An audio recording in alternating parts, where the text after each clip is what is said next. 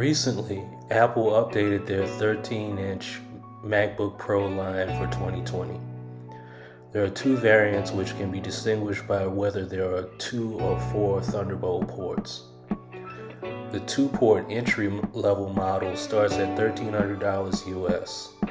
This model sports a 1.4 GHz quad-core 8th generation Intel Core i5 processor which will turbo up to 3.9 GHz. The entry-level model uses Intel Iris Pro Graphics 645 GPU and has 8 GB of 2.1 GHz LPDDR3 memory with 256 GB of solid-state storage. The 4-port high-level model starts at $1,800 US.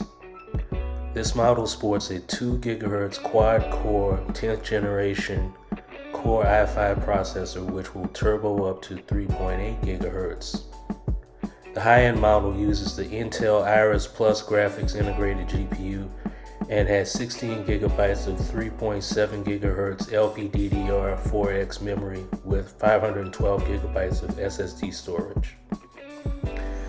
There are some not so obvious differences between the entry and high-end models. First, the high-end model has 2 internal fans for cooling rather than the single fan on the entry-level model. This better cooling system in the high-end model will allow for sustained performance under load. So for example, when rendering video in Final Cut Pro, the high-end model will stay cooler for a longer period of time, allowing the CPU to perform well without temperature throttling.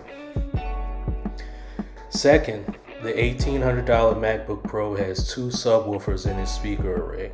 The subwoofers significantly enhance the bass output and overall sound quality when compared to the entry-level MacBook Pro 13-inch.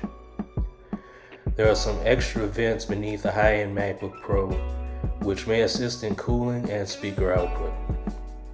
So these are some of the differences between the entry-level 2-port model and the 4-port high-end model. Now let's talk about some similarities between the entry-level and high-end MacBooks Pro. Both models have a 13-inch Retina display with True Tone.